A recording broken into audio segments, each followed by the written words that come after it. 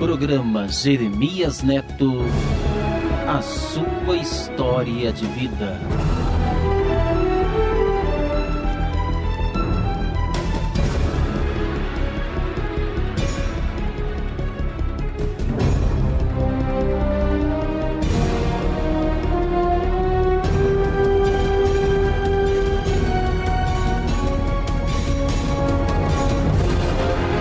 Meu querido amigo Jeremias Neto, o seu programa me faz tão feliz que eu quero te ouvir até o fim da vida. Sabe, com suas histórias eu viajo no tempo, do passado ao futuro, ao presente, ao incalculável, aquilo que nunca terá tempo nenhum. Talvez eu tenha parado no tempo. Entenda o que eu vou dizer. Talvez eu tenha parado no tempo quando esta carta chegar às suas mãos. Talvez não. Mas talvez sim. O imprevisível atormenta a gente.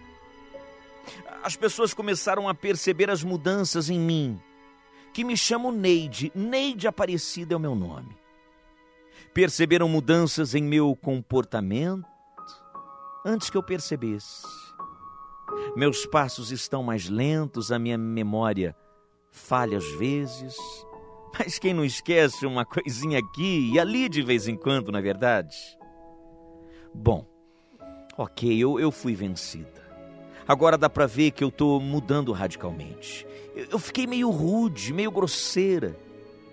Diferente daquele jeitinho delicado e carinhoso que as pessoas diziam que eu tinha com 75 anos. Porque nessa idade eu chorava quando estava feliz. Meu filho Orlando percebia essas estranhezas e lidava com tudo, com muito bom humor. Contava tudo quando a gente se encontrava em alguma reunião de família. Gente, mamãe esfregou o cartão de idoso e deficiente na cara do segurança do McDonald's. Eu estacionei na vaga de 12 e o segurança achou a mamãe muito nova. Ela pegou o cartão e rodou a baiana. Fiquei sem saber se ria ou se chorava. E assim meu filho contava tudo. Fazia todo mundo rir. Eu tinha um problema na perna que me trazia um pouco de dificuldade. Mas minha aparência era de uma pessoa de 55. Foi muito protetor solar em boa parte da vida para tentar manter o rostinho de menininha que eu tinha. Eu fiquei irada, Jeremias, com o segurança reclamando com o meu filho que ele não podia estacionar na vaga de idoso. E perguntei quem ele pensava que era. Não era do meu feitio um comportamento desses, não. Porque eu sempre tratei as pessoas com muita calma. Meu filho ria e contava as gafes animadamente para os parentes. Sabe, tomei uma posição, eu tô ficando velho e gagá. Já faz 10 anos que eu tô morando sozinha, desde que o último filho saiu de casa para se casar, o Danilo. O meu marido, Alício, faleceu em 94, vítima de um acidente de trabalho. Caiu de cima de um andaime em uma obra e morreu na hora, não teve jeito. Por tudo isso, eu já estou perfeitamente acostumada a ficar em casa sozinha. Sou muito independente. Eu trabalho como artesã, dirijo, faço compras, toco piano na missa aos domingos. Sou muito ativa mesmo. Só tenho probleminha na perna. Mas nunca me impediu de fazer nada. É estranho que minha cabeça esteja mudando tão de repente. Jeremias,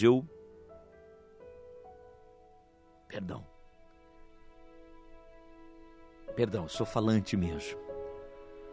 Eu estou escrevendo essa carta em 2012. Eu não sei quando essa carta vai chegar em tuas mãos. Eu estou escrevendo essa carta no ano de 2012. Se eu estiver viva, assim espero que eu esteja, minha família já está responsável por te mandar esta carta daqui uns 7 anos.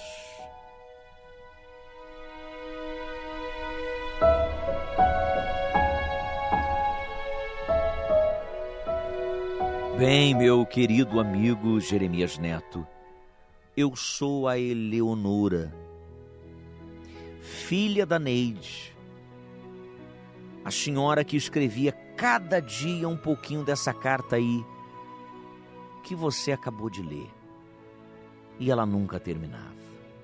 Mas sempre lembrou a gente, daqui uns 7 anos eu quero ouvir a minha carta no programa do Gerê, ouviram? Então, Jeremias, se você estiver lendo essa carta, saiba que ela não perde o seu programa um só dia. Ela pode se esquecer de qualquer coisa nesse mundo, menos do prazer que tem em te ouvir. Eu sei, são muitos elogios, mas é que nós, da família, desejamos que seja uma homenagem a você e a ela, nossa mamãe, nossa vovó, nossa bisavó, tão querida e tão amada nessa família. Bem, Jeremias, há algum tempo antes dela começar a escrever essa carta para você, não imaginávamos estar diante de uma doença incurável que, devagar e em silêncio, apagava a vida da nossa mãe. Bastou uma consulta com um geriatra para termos o diagnóstico. Ele disse, olha, o médico foi muito enfático em dizer, esta situação não vai melhorar. Como assim, doutor? Não vai. Eu fiquei até revoltada, sabe? Como ele podia dizer aquilo na frente da minha mãe? Como tinha certeza do diagnóstico? Eu queria lutar pela minha mãe. Meu marido, o Tiago, me ouviu em silêncio. Ao final da conversa, disse apenas, olha, é preciso considerar a possibilidade de que o médico veja alguma coisa na sua mãe que nós não vemos. Foi aí que ela começou a escrever a carta para você, Jeremias. A experiência de cuidar de uma pessoa com mal de Alzheimer é parecida com a de criar um filho pequeno. Exige tempo, dedicação, paciência. Em poucos anos, o Alzheimer mudou radicalmente a vida dela. A doença provoca deterioração contínua das funções cerebrais, perda da lucidez, da memória.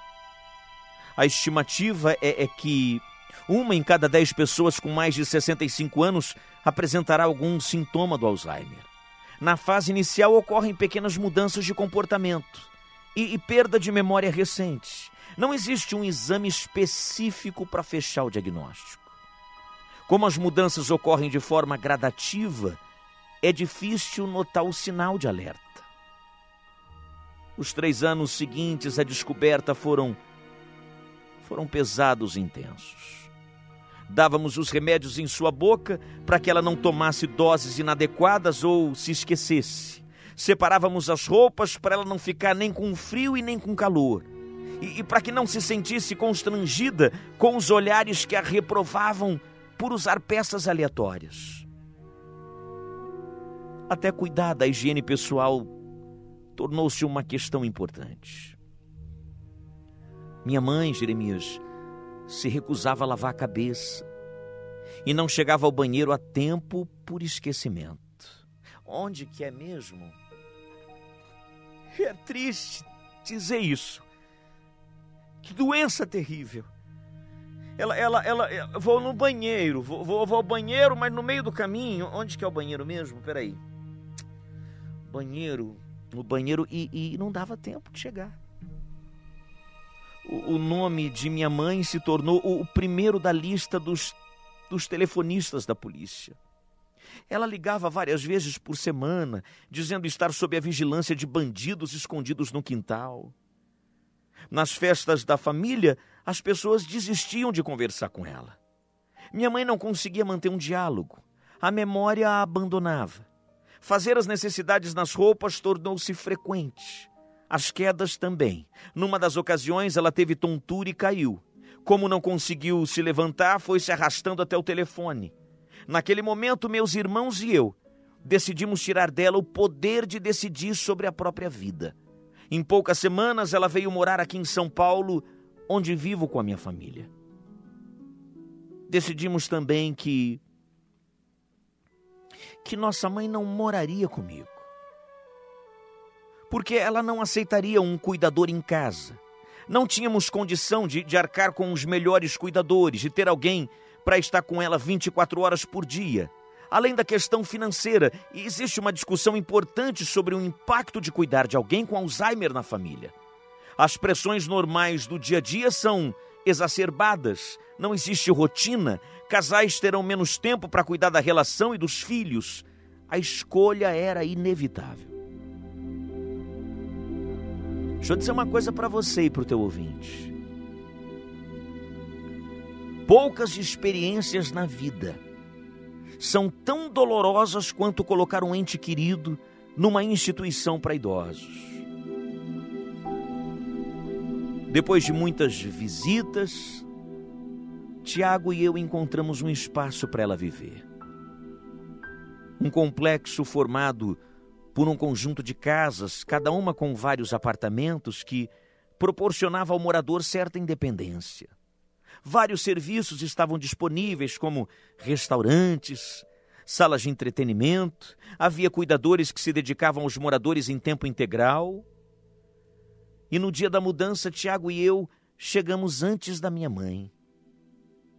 Decoramos, o local com objetos nossos, para que ela se sentisse num ambiente acolhedor.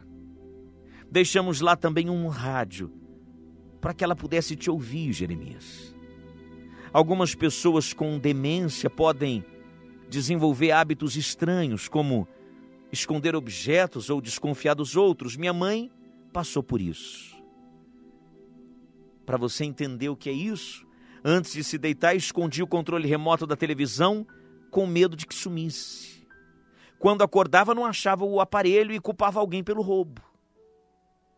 Ela passou a telefonar para o meu celular de 10 a 15 vezes por dia. Queria saber sempre se era o dia de ir à missa, à igreja. Eleonora, por favor, me ligue, eu estou confusa. Alguém me disse que hoje é terça e não domingo. Por vezes não atendi. Numa dessas ocasiões, ela gravou na secretária eletrônica: Eleonora, é a mamãe. Fez uma pausa, respirou profundamente e disse: Eleonora, eu amo você. Enterrei o rosto em minhas mãos e fechei os olhos. Numa tentativa inútil de fingir que aquilo não acontecia. Eu odiava essa nova vida que fui obrigada a experimentar. Minha mãe passou por internações em hospitais, por complicações de saúde, teve de se mudar para um centro médico. Pacientes com Alzheimer não gostam de mudanças bruscas na rotina. Por mais que cuidássemos para que tudo fosse feito da forma menos traumática, a experiência sempre foi terrível. Quando foi morar no centro médico, não conseguia caminhar sozinha e tinha instantes de lucidez. Ao entrar no novo quarto, teve uma crise. Minha mãe implorou para não ficar lá. Vi as lágrimas brotar dos olhos dela. Fiz um esforço tremendo para esconder minha tristeza, ainda que soubesse que ela não se lembraria de nada na manhã seguinte. Foi assim com a companheira de quarto de minha mãe, a Naomi. Ela morreu numa madrugada. Minha mãe nunca mais perguntou dela. Em maio daquele ano, além das visitas diárias, combinei com minha mãe que iria à noite. Passava com o carro de uma maneira que ela conseguisse me ver da janela do quarto. Em mais de uma vez, minha mãe pressionou o rosto contra o vidro da janela. Meus olhos ficavam inundados. Eu me forçava a lembrar de que ela estava sendo bem cuidada. Minhas filhas adultas questionavam por que visitava minha mãe todos os dias. Falei sobre os sentimentos que os pais têm pelos filhos antes mesmo deles nascerem. É um amor sem fronteiras. Aquele era o momento para eu e os meus irmãos transmitirmos nosso amor e nossa gratidão por ela. Um dia, sentada ao lado de minha mãe, percebi que o único contato físico que ela recebia durante os cuidados médicos era dos enfermeiros. Então, naquele dia, depositei minhas mãos sobre as dela, para que sentisse que nunca estaria sozinha. Poucos dias depois, na madrugada do 27 de julho, ela nos deixou.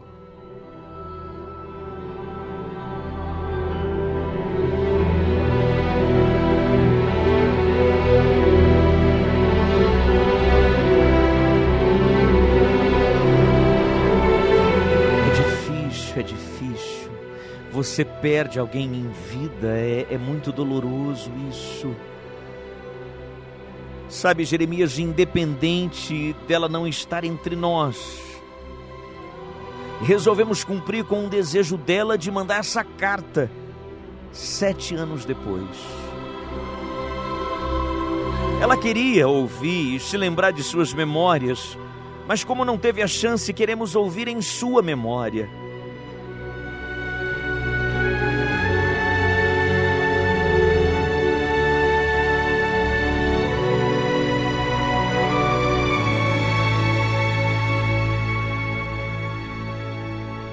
Eu estarei ansiosa.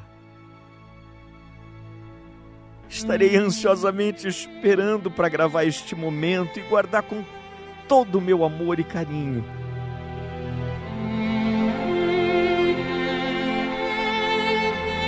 Eu estou homenageando a minha mãe, a memória de minha mãe, o legado de minha mãe.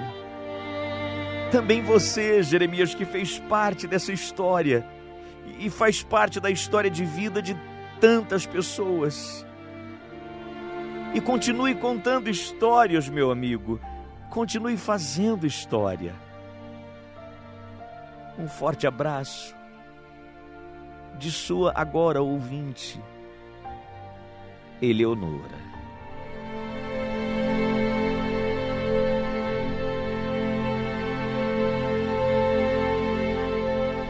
Oh, minha amiga Eleonora, cumpri a minha parte. Contei a tua história, contei a história de sua mãe e seguirei daqui do rádio contando tantas outras histórias de vida. Aqui no programa do amigo Jeremias Neto, todos os dias, sim, as grandes histórias de vida.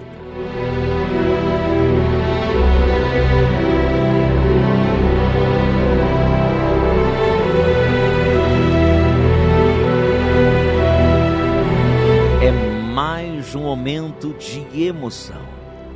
Acesse o canal youtube.com/Jeremias Neto Oficial ou pelo Instagram @Jeremias Neto.